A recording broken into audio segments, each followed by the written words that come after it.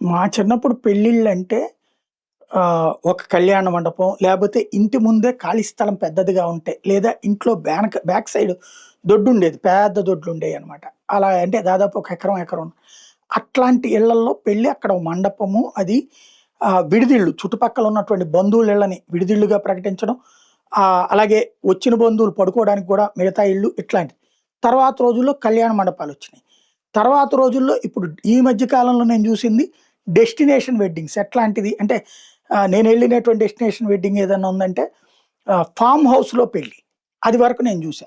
But ఇప్పుడు destination wedding అని ఇతర దేశాలకెళ్తున్నారు, లేకపోతే ఇతర రాష్ట్రాలకెళ్తున్నారు. ఇతర రాష్ట్రాలకి ఇప్పుడు ఈజీగా తిరిగొస్తున్నారు. ఇతర దేశాలకి తీసుకెళ్ళేటటువంటి దాంట్లో మొన్న ఈ మధ్యన మోడీ చెప్పారు గూడా. అయినా సరే భారతీయులు శ్రీలంకకి ఎక్కువ వెళ్తున్నారట. 2025లో ఎక్కువగా బుక్ అయిన హోటల్‌లో Shangrila Hambantota, Shangrila Colombo, Amaya hills Kandy, the grand హో సువారా ఎలియా, జెట్వింగ్ లగూన్ నెగొంటో ఉన్నాయట అక్కడ. శ్రీలంక టూరిజం డెవలప్మెంట్ అథారిటీ ప్రకారం శ్రీలంకకి భారతే అతిపెద్ద మార్కెట్ అయిందట. మన దేశం నుంచి శ్రీలంకకి వెళ్ళే పర్యాటకుల సంఖ్య 2023లో 3.02 లక్షలు ఉంటే 2024లో 4.16 లక్షలకి, 2025 నాటికి ఏకంగా 5.3 లక్షలకి.